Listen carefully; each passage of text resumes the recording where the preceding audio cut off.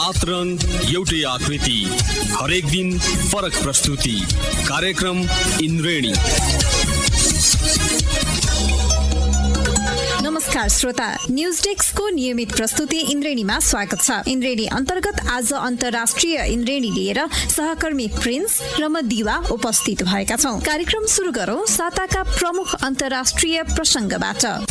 सुपुर्दकी सम्बन्धी विवादास्पद विधेयकको विरोधमा प्रदर्शन चर्किएपछि हङकङ सरकार पछि हटेको छ। हङकङकी प्रमुख कार्यकारी क्यारी ल्यामले सो विधेयक स्थगित गरेको घोषणा गर्नुभएको हो। पत्रकार सम्मेलनमा विधेयकका कारण समाजमा विभाजन आएको भन्दै तत्कालका लागि यसलाई रोकेर पुनर्विचार गर्न उचित रहेको उहाँले बताउनुभयो। विधेयकका लागि संवाद र व्याख्यामा केही कमजोरी भएको स्वीकार गर्दै पत्रकार सम्मेलन मार्फत लामले भन्नुभयो, हङकङको मुख्य रूपमा शान्ति र सुव्यवस्था कायम गर्न क्रियाशील छ। लामका अनुसार चालु संसद अधिवेशन अन्त्य हुनु अगाडि विधेयक पारितका लागि कुनै हतार नभएको भनाइ छ। यसैगरी लामले संवाददातासँग कुराकानी गर्दै देशको आवश्यकता अनुसार नै कानून ल्याइएको दावी गर्दै आउनु भएको थियो। कुनै पनि हालतमा विधेयक फिर्ता नगरिने लामको भनाइ थियो।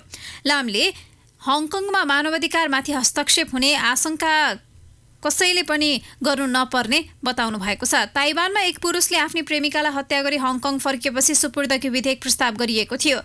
हङकङ अपराधीका लागि सुरक्षित स्थल हुन थालेको भन्दै सरकारले सो विधेयक ल्याइएको जनाएको छ।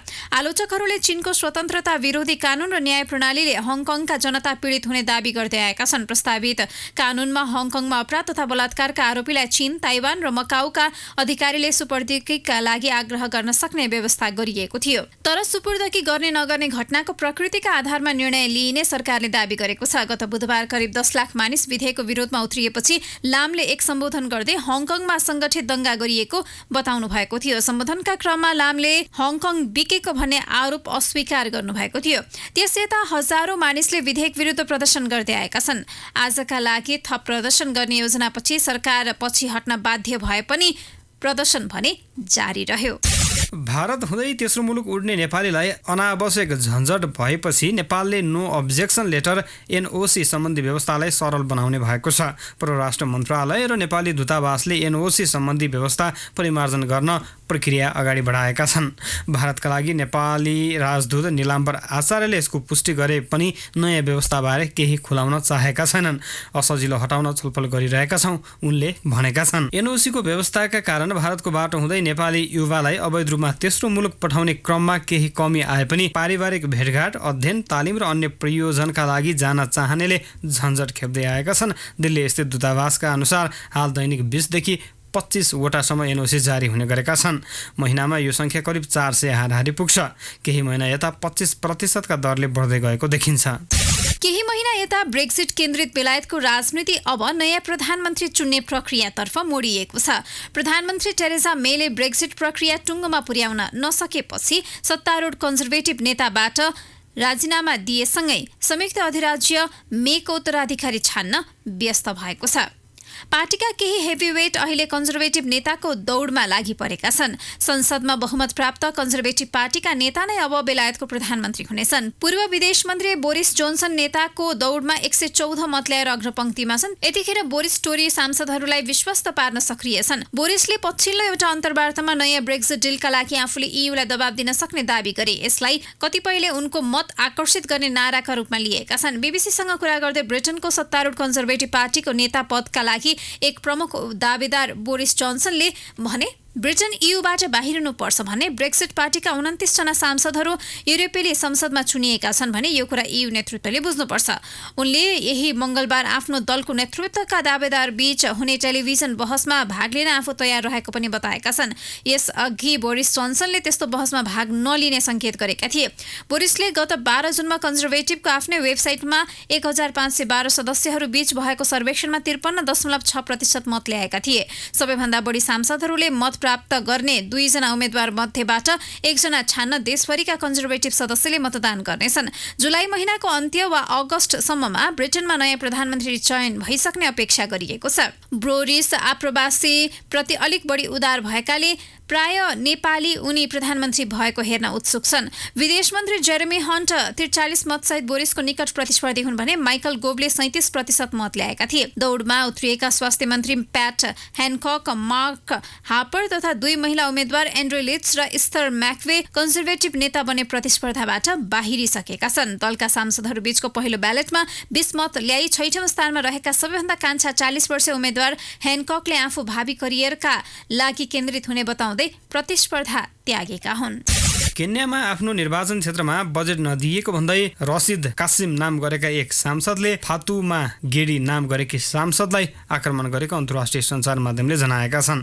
गेडी संसदको बजेट समितिमा सदस्य पनि भएको समाचारमा उल्लेख छ। आक्रमण पछिको एक फोटोमा गेडी रुँदै गरेको र उनको मुखमा रगत निस्किएको देखिन्छ। सो फोटो सामाजिक सञ्जालमा व्यापक भएपछि यस समाचारले बढी चर्चा पाएको छ।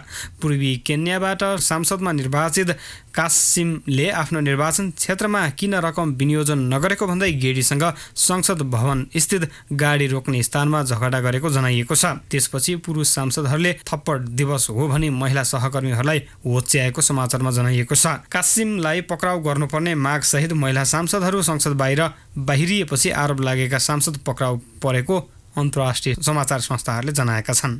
भेनेजुएलामा आप्रवासी नियम कडा पार्ने निर्णयसँगै हजारौं मानिस पेरुतर्फ लागेका छन्। पेरु जानका लागि पासपोर्ट र भिजा आवश्यक पर्ने नियम कार्यान्वयन गर्न निर्णयसँगै हजारौं भेनेजुएलालीले देश छाडेका हुन्। भेनेजुएलामा जारी राजनैतिक सङ्कट गहिरिएसँगै सन् 2015 यता करिब 40 लाख मानिसले देश छाडिसकेका छन्। बीबीसीका अनुसार तीमध्ये अधिकांश पेरु र कोलम्बिया पुगेका छन्। कोलम्बियासँग 4 महिनादेखि बन्द सीमा गत साता खुला गरिएसँगै 10,000 भेनेजुएलालीले देश छाडेका छन्। भेनेजुएलाका विपक्षी दलका नेता हुआ गुआइडोले गत फेब्रुअरीमा अमेरिकी समर्थनको मानवीय सहायता देशमा भित्राउने तयारी गरेपछि राष्ट्रपति निकोलस मडुरोले कोलम्बियासँगको सीमा बन्द गरेका थिए। अधिकारीका अनुसार बिहिबार पेरु हिँडेका करिब 6,000 भेनेजुएलालीले छिमेकी देश इक्वेडर पार गरिसकेका छन्। सो संख्या विगतको तुलनामा 3 गुणा हो। भेनेजुएलामा जारी शक्ति सङ्घर्षका कारण देशमा दैनिक उपभोग्य सामग्री अभाव हुँदै गएपछि मानिस अन्यत्र जाने क्रम बढेको हो। भेनेजुएलामा मुद्रास्फीति निकै बढेको छ भने औषधि समेत अभाव छ। दुर्घटनाको 8 दिनपछि भेटिएको भारतीय वायुसेनाको एन्टोनोभ N-32 विमानमा सवार सबैको मृत्यु भएको अधिकारीहरूले जनाएका छन्। विमानमा चालक दलका सदस्य समेत 8 सहित 13 जना रहेका थिए। वायुसेनाले बिहिबार ट्विट गर्दै उद्धार टोली घटनास्थल पुगे लगतै जहाजका सबैको मृत्यु भएको पुष्टि गरेको हो। दुर्घटना भएको विमान रुसमा निर्मित 2 इन्जिन भएको टर्बोप्राप एन्टोनोभ N-32 हो। सो विमान गत सोमबार भारतको पूर्वोत्तर राज्य असमको जोरहाटबाट चीनको सिमाना नजिकैको अरुणाञ्चलको मेचुका विमानस्थलका लागि उडेको थियो। मध्याह 12:25 उडेको विमान 35 मिनटमै सम्पर्कविहीन भएको थियो। मलेसियाले गैरकानूनी अवस्थामा रहेका आप्रवासी हटाउन पञ्चवर्षीय योजना सहितको विस्तृत कार्यक्रम ल्याउने भएको छ।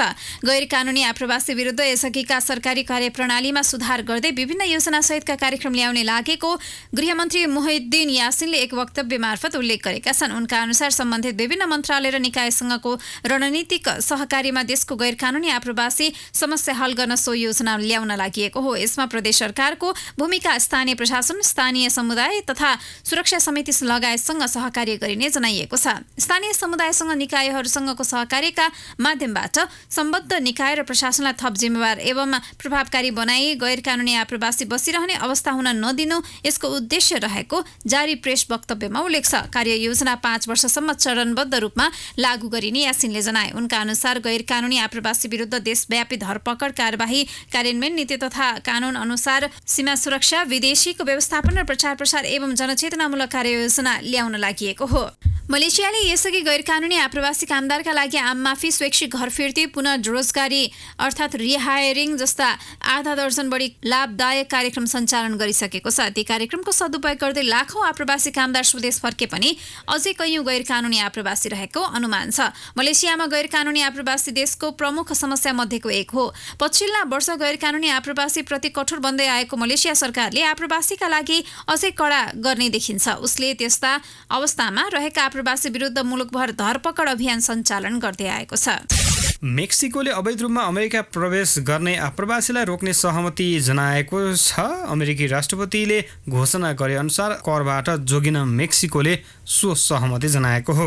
अमेरिकी राष्ट्रपति डोनाल्ड ट्रम्पले शनिबार ट्विट गर्दै मेक्सिकोसँगको सहमति अनुसार अमेरिकाले भन्सार शुल्क वृद्धि स्थगन गरेको बताएका छन्। यसअघि ट्रम्पले आप्रवासीको प्रवाह नरोके मेक्सिको विरुद्ध सोमबारदेखि लागू हुने गरी प्रत्येक महिना 5% का दरले भन्सार शुल्क बढाउने घोषणा गरेका थिए। मेक्सिकोका विदेश मन्त्री मार्सेलो एब्राइडले दुई देशबीच सहमति भएको पुष्टि गरे। उनले मेक्सिकोले आफ्नो देशबाट गैरकानुनी रूपमा अमेरिका भित्रिने आप्रवासी रोक्ने र अमेरिकाले कर विरोधी फिर्ता लिने सहमति भएको जनाएका छन्। भारतको पश्चिमी क्षेत्रमा रहेको एउटा होटलको सेफ्टी ट्याङ्की सफा गर्ने क्रममा 7 जनाको मृत्यु भएको छ। स्थानीय प्रशासनले दिएको जानकारी अनुसार घटनामा होटल मालिक पनि दोषी देखिएका छन्। गुजरात राज्यको वडोदरा जिल्लामा शुक्रबार राति घटना भएको अधिकारीले जनाएका छन्। उनीहरूले होटल मालिकले लापरवाही गरेको बताएका हुन्। मृत्यु हुनेमा ट्याङ्की सफा गर्न बोलाइएका 4 जना मजदुर र उनीहरूलाई सघाएका होटलमै काम गर्दै आएका अरू 3 जना रहेको प्रहरीले जनाएको छ। भारतमा हरेक वर्ष यस्तै घटनामा परि सयौं मजदुरको मृत्यु हुने गरेको छ। सफाईका लागि पर्याप्त स्रोत साधनको प्रयोग नगर्ने र लापरवाही गरेकाले उनीहरूको मृत्यु हुने गरेको अधिकारीहरू बताउँछन्। सुरुमा ट्याङ्कीमा 1 जना पसेका थिए। उनी बाहिर निस्कन नसकेपछि उनलाई निकाल्न भित्र गएका थिए, तर उनीहरू पनि निस्कन सके। उद्धार कार्यको नेतृत्व गरेका वडोदरा अग्नि नियन्त्रण अधिकृत निकुञ्ज आजादले भने सफाईकै लागि गएका 4 जना बाहिर आउन नसकेपछि होटलमा काम गर्ने अरू 3 जना गएका थिए। उनीहरू पनि बाहिर आउन नसकेको बताइएको छ। अहिले उनीहरू सबैको शव बाहिर निकालेर पोस्टमार्टमका लागि पठाइएको आजादले जानकारी दिए। श्रोता, तपाईँ सुन्दै हुनुहुन्छ कार्यक्रम इन्द्रेणी अन्तर्गत आज हामी विविध अन्तर्राष्ट्रिय प्रसंग प्रस्तुत गरिरहेका छौं। हामीसँग सूचना, प्रविधि र रोचक प्रसंग बाँकी नै छन्। अहिले भने पालो भएको छ ब्रेकपछि इन्द्रेणीमा पुनः स्वागत छ। श्रोता, अन्तर्राष्ट्रिय इन्द्रेणीमा अब पालो सूचना प्रविधि सम्बन्धी प्रसंगको। अमेजनले आफ्नो अनलाइनमा आएको सामानको अर्डर ड्रोनबाट गर्ने घोषणा गरेको धेरै भइसकेको छ। उसले 2016मा बेलायतमा ड्रोनबाट सामान डेलिभरीको सफल परीक्षण गरे पनि यसले चाँडै मूर्त रूप लिने धेरैको विश्वास थियो। अमेजनले अब साँच्चै यो सुविधा सुरु गर्ने घोषणा गरेको छ। अघिल्लो साता आयोजित कम्पनीको कन्फरेन्समा अमेजनले यसै महिनादेखि परीक्षणका रूपमा ड्रोनबाट सामान डेलिभरी गर्ने घोषणा गरेको हो। उसले सामान डेलिभरीका लागि तयार पारेको ड्रोनले 2300 ग्रामसम्म बोकेर 24 किलोमिटरसम्म सामान पुर्याउन सक्छ। उसले कुन देश वा शहरबाट यसको सुरुवात गर्ने भन्ने खुलाएको छैन। अमेरिकी उड्डयन प्रशासनले अमेजनलाई ड्रोनबाट सामान डेलिभरी गर्न 1 वर्षसम्मको इजाजत दिइसकेको छ। केही साता मात्रै भयो अमेरिकाले चिनिया कम्पनी हुवावेमाथि प्रतिबन्ध लगाउने गरी निर्देशिका जारी गरेको। सोही निर्देशिकालाई टेकेर अमेरिकी कम्पनीहरूले हुवावेसँग लगातार सम्बन्ध तोड्ने घोषणा गरिरहेका छन्। तर यी मध्ये सबैभन्दा चर्चित र महत्त्वपूर्ण गुगलले गरेको घोषणा नै हो। संसारको सबैभन्दा ठूलो एन्ड्रोइड निर्माता हुवावेलाई आफ्नो अपरेटिङ सिस्टम प्रयोग गर्न नदिने घोषणासँगै हुवावेलाई जति चोट परेको छ त्यति नै चोट गुगललाई परेको छ। गत साता मात्रै फाइनेन्शियल टाइम्सले गुगलका अधिकारीहरूले अमेरिकी सरकारी निकायका प्रतिनिधिलाई भेटेर हुवावेमाथिको प्रतिबन्ध फुकुवा गर्न माग गरेको समाचार छापेको थियो। स्रोतको हवाला दिएर प्रकाशित समाचारमा गरिएको धेरै कुराहरू भने तर्कसङ्गत छन्। गुगलका प्रतिनिधिले हुवावेलाई प्रतिबन्ध लगाउँदा उल्टै अमेरिकी सुरक्षामा खतरा उत्पन्न हुने तर्क गरेका छन्। उनीहरूको तर्क छ हुवावे संसारको दोस्रो ठूलो एन्ड्रोइड स्मार्टफोन निर्माता कम्पनी हो। अहिले एन्ड्रोइड स्मार्टफोनको बजारको हिस्सा 86% भन्दा बढी छ। यी मध्ये 20% बजार चिनिया कम्पनी हुवावेको छ। हुवावेलाई प्रतिबन्ध लगाउँदा हुवावेलाई जति घाटा छ त्यति नै घाटा गुगललाई पनि परेको छ। उसले निर्माण गरेको अपरेटिङ सिस्टममा निर्भर संसारको सबैभन्दा ठूलो मध्ये एक स्मार्टफोन निर्मातालाई गुमाएको छ। एन्ड्रोइड अपरेटिङ सिस्टम र गुगलका एपहरू बिना हुवावेका स्मार्टफोन कसरी चल्लान् भन्ने अनुमानको बीच अमेरिकी कम्पनी गुगललाई के डर छ भने आफूमा निर्भर हुवावेले आफ्नै अपरेटिङ सिस्टम निर्माण गरेमा आफ्नो वर्चस्व अन्त्य हुनेछ। हुवावेले आफ्नै अपरेटिङ सिस्टम निर्माणको घोषणा पनि गरिसकेको छ। भविष्यमा हुवावेले बनाएको अपरेटिङ सिस्टम गुगलभन्दा लोकप्रिय भयो भने अथवा हुवावेले गुगलको एन्ड्रोइडमा उपलब्ध सबै सुविधा भएका अपरेटिङ सिस्टम कपी गरेर बनायो भने के होला? यसले दुई थरी प्रश्न जमाएको छ। एक त विश्वभरका एन्ड्रोइड स्मार्टफोनमा अमेरिकी कम्पनी गुगलको वर्चस्व कम गर्नेछ भने उसको अपरेटिङ सिस्टम जस्तै गरी नयाँ अर्को जन्मन सक्छ, जुन अवस्थामा घाटा गुगललाई नै हुनेछ। गुगलका पदाधिकारीहरूले यस्तै विषयमा केन्द्रित रहेर अमेरिकी अधिकारीलाई हुवावेमाथिको प्रतिबन्ध फुकुवा गर्न दबाब दिएको समाचारहरूमा जनाइएको छ। आफ्नो देशको ठूलो कम्पनी हुवावेमाथि प्रतिबन्ध लगाउने अमेरिकी सरकारको निर्णय विरुद्ध चीन असन्तुष्ट छ। न्युयोर्क टाइम्सले गत साता प्रकाशित गरेको समाचार अनुसार चीनमा बढी निर्भर रहेका अमेरिकी प्रविधि कम्पनीका प्रतिनिधिलाई बोलाएर चिनिया सरकारी अधिकारीले चेतावनी समेत दिइसकेका छन्। चिनिया सरकारी अधिकारीले हुवावेलाई अमेरिकाले प्रतिबन्ध लगाए जस्तै चीनले पनि आफ्नो देशमा निर्भर अमेरिकी कम्पनीलाई उस्तै व्यवहार गरे कसो होला भनेर प्रश्न गरेको बताइएको छ। अमेरिकी प्रविधि कम्पनीहरू एप्पल लगायतका कम्पनीहरू चिनिया बजारमा बढी नै निर्भर छन्। चीन विश्वमा सबैभन्दा बढी मध्यम वर्ग जनसङ्ख्या भएको मुलुक हो, त्यसैले पनि सेवा र वस्तु उत्पादनका लागि चीन ठूलो बजार हो। अमेरिकी प्रतिबन्धपछि पनि हुवावेले आगामी 3 महिनासम्म एन्ड्रोइड अपरेटिङ सिस्टम प्रयोग गर्न पाउनेछ। 3 महिनापछि के हुन्छ उत्तर हुवावेसँग पनि छैन। फेसबुकले पनि हुवावेको स्मार्टफोनमा फेसबुकले आफ्नो एप प्रिइन्स्टल गर्न नदिने जनाएको छ। यसको अर्थ हो हुवावेले अब बनाउने स्मार्टफोनमा फेसबुक इन्स्टल गर्न पाइने छैन। फेसबुक एप सहित फेसबुक स्वामित्वको मेसेन्जर, इन्स्टाग्राम, वाट्सएप पनि प्री इन्स्टल भएर आउने छैन। तर आफ्नो मोबाइलमा अहिले फेसबुकका एप प्रयोग गरिरहेकाहरूले भने निरन्तर प्रयोग गर्न पाउनेछन्। फेसबुकको यो कदमले जति हुवावेलाई असर पर्छ त्यति नै असर फेसबुकलाई पनि पर्छ। गुगल र फेसबुकले हुवावेसँग सहकार्य तोड्ने घोषणा गरेपछि हुवावेको फोन बिक्री हुनै छाडेको त त्यसको असर त्यति देखिँदैन। तर अमेरिकी कम्पनीको निर्णयसँगै पनि हुवावेको बिक्री जारी रह्यो भने दुवै प्रयोगकर्ताले आफ्नो ठूलो बजार भने गुमाउनेछन्। सृजनशील भनेर चिनिएको फोटो र मेसेन्जिङ एप स्न्यापच्याटबाट धेरै फिचरहरू फेसबुकले कपी गरेको छ। फेसबुक र इन्स्टाग्राममा अहिले चल्तीमा रहेका केही फिचरहरू स्न्यापच्याटबाटै नक्कल गरिएका हुन्। स्न्यापच्याटको नक्कल गर्दै फेसबुकले लागू गरेको स्टोरिज फिचर अहिले फेसबुक प्रयोगकर्ता बढी इन्गेज हुने फिचर हो। अब स्न्यापच्याटले पनि फेसबुकको केही फिचर कपी गर्ने भएको छ। उसले फेसबुकमा गर्न मिल्ने इभेन्ट आमन्त्रण जस्तै फिचर एपमा सुरु गर्न लागेको छ। स्न्यापच्याट एपमा भएको कोडका आधारमा केही प्रयोगकर्ताले यसबारे थाहा पाएका छन्। यो फिचरमा स्न्यापच्याटमा एक प्रयोगकर्ताले अन्य प्रयोगकर्तालाई म्याप सहित कुनै कार्यक्रमका लागि आमन्त्रण गर्न सक्छन्। फायरफक्सको आगामी अपडेटमा अनलाइनमा हुने प्रयोगकर्तालाई ट्र्याक गर्ने थर्ड पार्टी कुकिजहरू ब्लक हुने भएको छ। फायरफक्सले स्वतः त्यस्ता कुकिज बन्द गर्ने कम्पनीले जनाएको छ। एप्पलले आफ्नो ब्राउजर सफारीमा यो सुविधा यसअघि नै दिइसकेको छ। गुगलको ब्राउजर क्रोममा भने यो सुविधा छैन। यो वर्ष गुगलले आफ्नो ब्राउजरमा कुकिज स्वतः बन्द नगरेर रोक्ने कि नरोक्ने विषयमा प्रयोगकर्तालाई नै निर्णय गर्न दिने घोषणा गरेको थियो। कुकिजले अनलाइनमा हुने क्रियाकलापलाई सङ्कलन गर्ने भएकाले यो गोपनीयताको विषयका रूपमा रहेको चर्चा रहँदै आएको छ। कुकिज मार्फत सङ्कलन भएका तथ्याङ्कहरू विज्ञापनकर्ताले उपभोक्तालाई उनीहरूको रुचि अनुसारको विज्ञापन देखाउन प्रयोग गरिरहेका छन्। भारतले अन्तरिक्ष सम्बन्धी अध्ययन र अनुसन्धानलाई सघन बनाउन आफ्नै अन्तर्राष्ट्रिय अन्तरिक्ष केन्द्र स्पेस स्टेसन बनाउने महत्त्वकांक्षी योजना अघि सारेको छ। भारतीय अन्तरिक्ष अनुसन्धान संगठन इसरो प्रमुख के सिवनले बिहिबार सो योजना सार्वजनिक गरेका हुन्। अभियानलाई गंगायान मिसनको विस्तारित योजनाका रूपमा अर्थाइएको छ। भारतीय सञ्चार माध्यमका अनुसार अन्तरिक्ष अभियानलाई स्थायित्व दिन अन्तरिक्ष गृह समेत निर्माण गरिनेछ। अन्तरिक्षमा रहने यो मानव निर्मित भू उपग्रह त्यहाँको वैज्ञानिक अध्ययन र अनुसन्धानका लागि महत्त्वपूर्ण मानिन्छ। त्यही रहेर अन्तरिक्ष वैज्ञानिकहरूले विभिन्न शोध र अनुसन्धान गर्छन्। सन् 1998 मा पहिलो अन्तरिक्ष केन्द्र स्थापना गरिएको थियो। त्यही केन्द्रमा रहेर अमेरिका, रुस, जापान लगायत देशका वैज्ञानिकले अन्तरिक्ष सम्बन्धी विभिन्न अध्ययन अनुसन्धान गर्दै आएका छन्, जहाँ ती वैज्ञानिकका लागि अनुसन्धान गर्ने प्रयोगशालाका अतिरिक्त काम गर्ने तथा सुत्ने स्थान, शौचालय र व्यायामशाला छ। यसअघि इसरोले चन्द्रमाको सतहको वैज्ञानिक अनुसन्धान गर्ने उद्देश्यसहित भारतको दोस्रो मानव रहित चन्द्रमा अभियान चन्द्रयान-2 रोबोटलाई जुलाई 15 मा प्रक्षेपण गर्ने घोषणा गरेको थियो। इसरो प्रमुख सिवनले बुधबार यस्तो घोषणा गरेका हुन्। अन्तरिक्षको यानलाई GSLV Mark 3 रकेटले अन्तरिक्षमा छाड्ने सिवनलाई उद्धृत गर्दै भारतीय सञ्चार माध्यमहरूले जनाएका छन्। यानको वजन 3.8 टन हुने जनाइएको छ, जुन करिब 8 वटा हात्ती बराबरको हो। यानले विभिन्न 13 वटा भू उपग्रह लिएर जाने बताइएको छ। चन्द्रयान-2 मा परिक्रमा गर्ने, अवतरण गर्ने र सतहमा विचरण गर्ने रोभर गरी 3 मुख्य रोबोट रहनेछन्। अन्तरिक्ष यानको अवतरण गर्ने रोबोट आगामी सेप्टेम्बरको पहिलो साता चन्द्रमाको दक्षिणी ध्रुवमा ओर्लनेछ। त्यसपछि रोबोटले चन्द्रको सतहमा विचरण गर्नका लागि रोभर छाड्नेछ, जसले त्यहाँको सतह, हावापानीका बारेमा अध्ययन गर्ने बताइएको छ। यो अभियान सफल भएको चन्द्रको सतहमा रोभर ओराल्ने अमेरिका, रुस र चीनपछि भारत चौथो मुलुक बन्नेछ। एक दशक अघि भारतले अन्तरिक्ष यान चन्द्रयान 1 लाई चन्द्रमामा पठाएको थियो।